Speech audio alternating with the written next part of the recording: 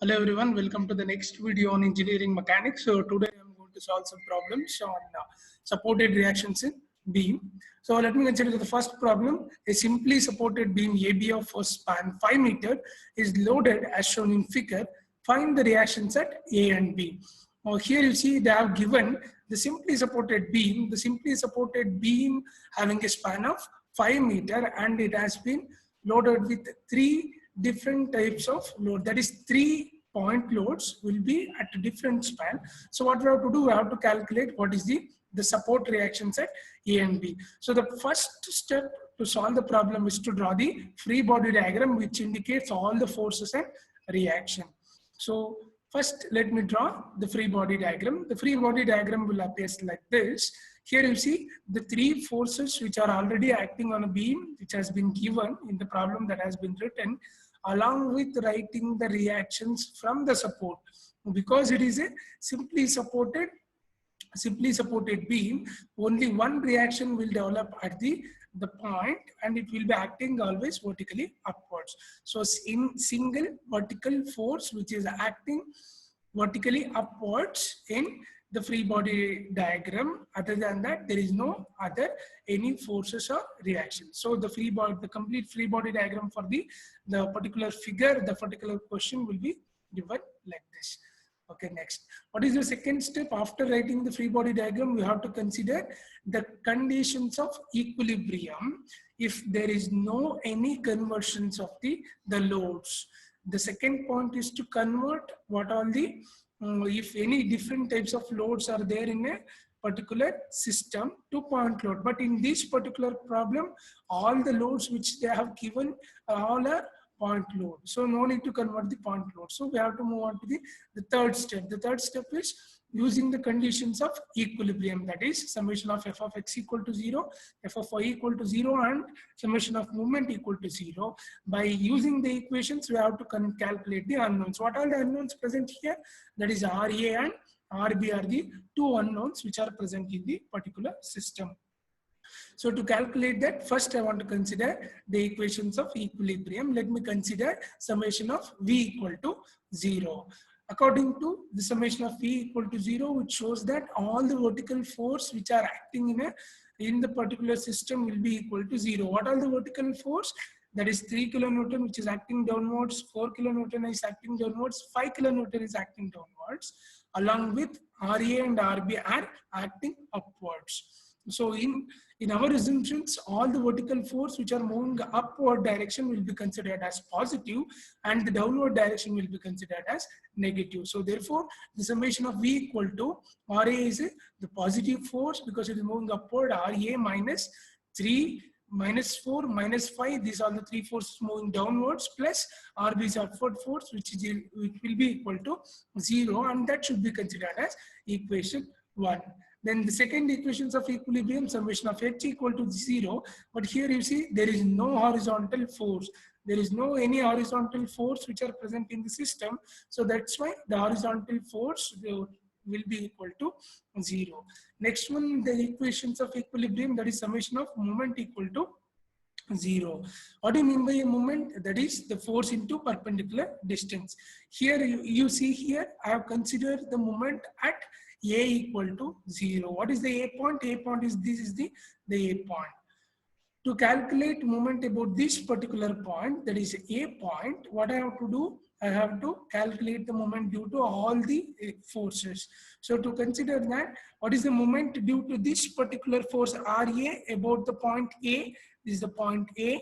About the point A, this force is passing along the point. So there is no any perpendicular distance. Example, you see here, this is the A point. In A point, the RA is the force which is the line of action of the force which is passing along the particular point. There is no perpendicular distance is there. So that's why the moment due to this particular force will be considered as 0.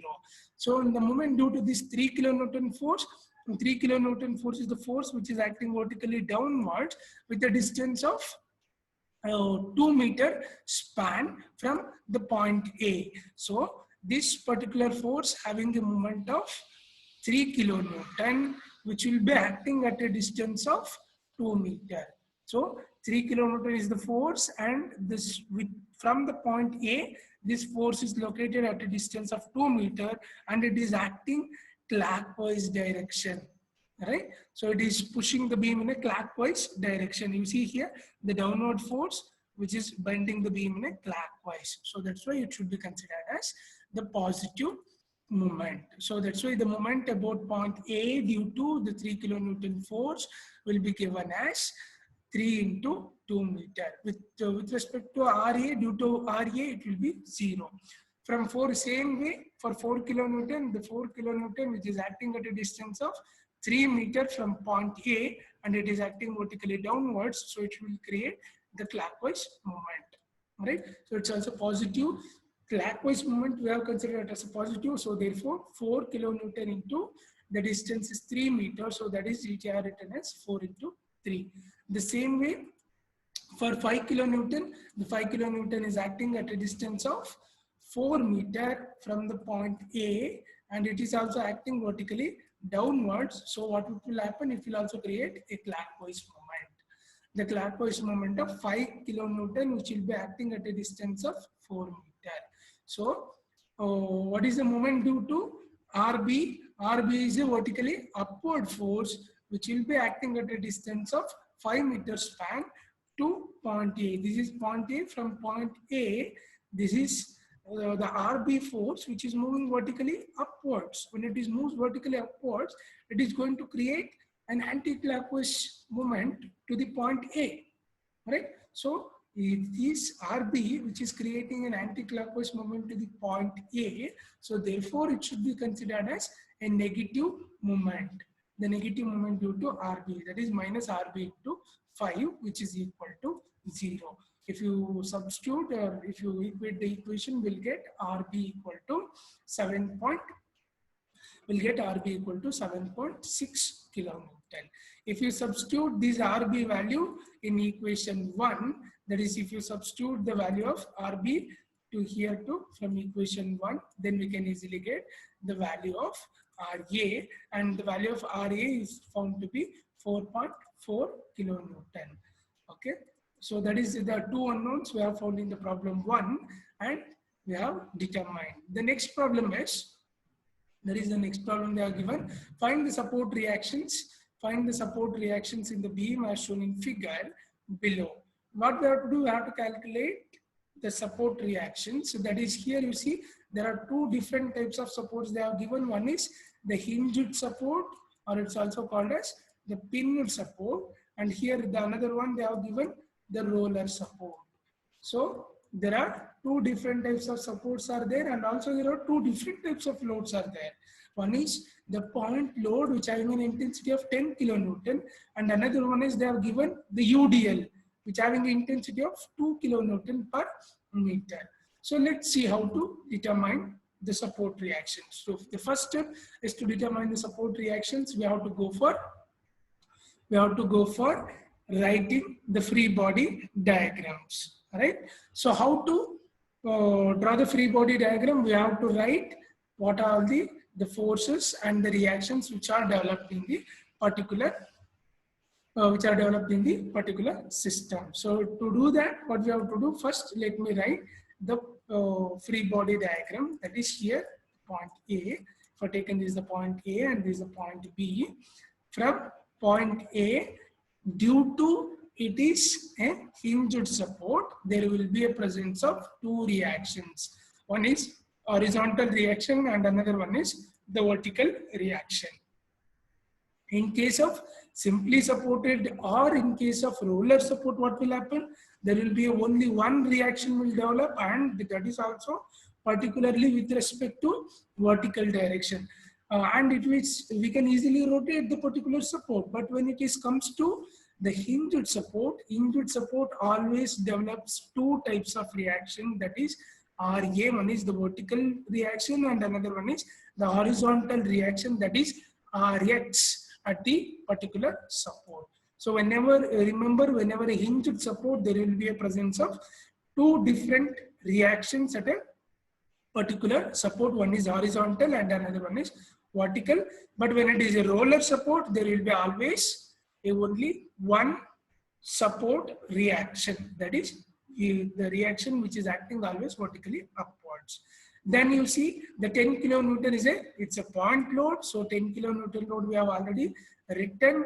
Then there is a presence of uniformly distributed load for a span of 4 meter. For a 4 meter span, it should be having a uniformly distributed load with an intensity of 2 kilonewton per meter.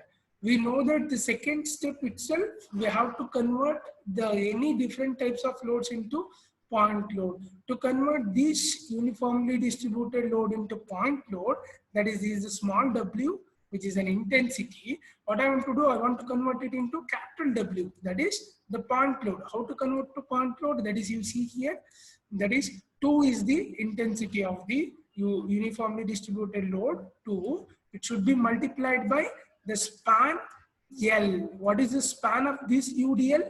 That is 4 meter. So 2 into 4 meters, so which is equal to 8 meter. So that shows here. You see, so totally 8 kilonewton is the load. Now, where this 8 kilonewton is acting? This 8 kilonewton is acting exactly at the middle of the span of UDL. What is the span of UDL? Which is 4 meter, and this particular point load, converted point load of 8 kilonewton, will be acting at a distance of 2 meter from this particular support. So L by 2. What is L by 2? L by 2 is 4 by 2, so which is equal to 2 meter. And here also from this end also it will be acting at the 4 by 2. So that is 2 meter. So the converted point load of 8 kilonewton will be acting at a distance of 2 meter from the support, and the remaining 2 meter is here. So the distance between this 10 kilonewton load to the converted point load, it will be total of 4 meter, right? So what we do, the second step, we converted all the loads, all the different types of loads into a point load. What is the next step? We have to calculate the unknowns by considering the equations of equilibrium. What are the unknowns? How many unknowns are present here? Rx is unknown, Ra is unknown, Rb is unknown, right? So we have to calculate what are the unknowns by using equations of equilibrium, right?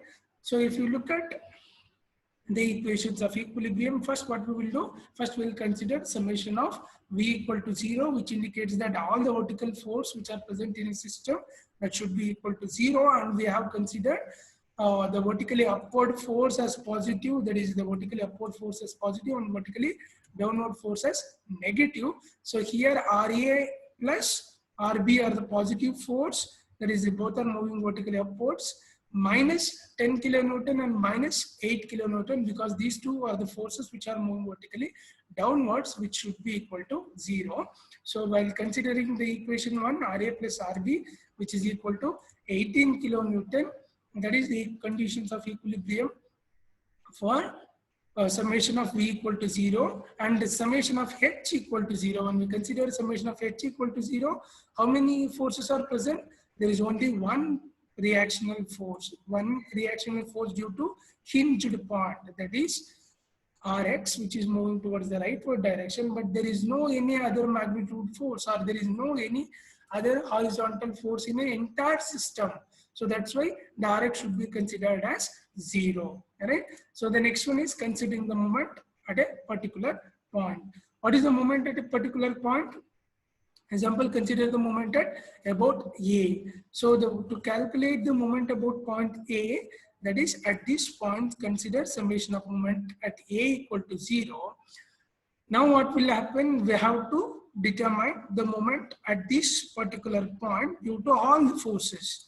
The moment due to this Rx will be equal to 0, because the line of the example, this is the A point. The moment due to Rx at A point will be 0, because the line of action is passing along the point. So it will be 0. There is no perpendicular distance. And another one is Ra. Due to Ra will be also equal to 0, because there is no perpendicular distance. The line of action of the force is passing along the A point. So it will be also equal to 0. Now, due to 10 kilonewton force, this is the point A, and the 10 kilonewton force which is acting at a distance. The 10 kilonewton force is acting at a distance of 2 meters, and this force which is acting vertically downwards. So if this is vertically downward force, how the moment will create? It will create like this for this particular point. So it will be creating a clockwise moment which should be equal to 10 into 2, and also clockwise moment we have considered as the positive force. The same way, for 8 kilonewton, it is located at a distance of 6 meters from the point A. This is the point A. With respect to point A, this 8 kilonewton force which is acting vertically downward. So what is the moment it will create? It will create a moment of clockwise with respect to the particular point A, where the direction of the arrow indicates, which indicates the direction of the moment. All right. So the same way, what we should do, we should also calculate the moment for RB. RB is located at a distance of 8 meters from point A, but RB is moving vertically upwards. And the force which is moving vertically upwards, how the direction of the moment will come? You see here, it will creating an anti-clockwise moment with respect to point A. It is moving like this. So it will create an anti-clockwise moment. So minus 8 RB will be equal to 0. So we will finally, by substituting it, we will obtain RB equal to 11 kilonewton. If you substitute the value of RB in equation 1, then we'll get the value of RA as 7 kilonewton. Okay. Now look at the next problem. What is the next problem says? The next problem says a simply supported beam of span 6 meters is subjected to a loading as shown in figure. Find the support reactions at A and B. There is a beam that have been given which has a span of 6 meters. Out of 6 meters, there are 2 point loads are present. That is 4 kilonewton and 4 kilonewton are the point loads. And there is also a presence of UDL, which is having the intensity of 2 kilonewton per meter. And also there is a presence of uniformly varying load, which is also called as a triangular load, because the intensity, the apex point is started with 0 point and the base point is having an intensity of 2 kilonewton per meter, which has been spread over a span of 3 meters. So calculate what is the reactions which is there at the particular beam. So to calculate the reactions at the particular beam, first we have to draw the free body diagram. The free body diagram indicates the presence of all the forces and the reactions. Here you see, because it is a simply support, what is the reactions? That is, because it's a simply support, there is only a development of one vertical force. That is one vertical reaction at both the ends.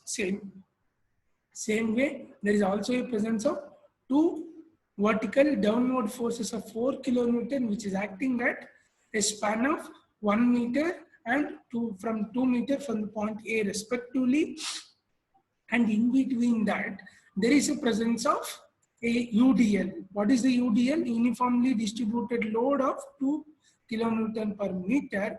Now, next what we have to do, we have to convert it into point load. How to convert it? That is, multiply the intensity with respect to span. That is, the intensity is 2 kilonewton. What is the span of the UDL?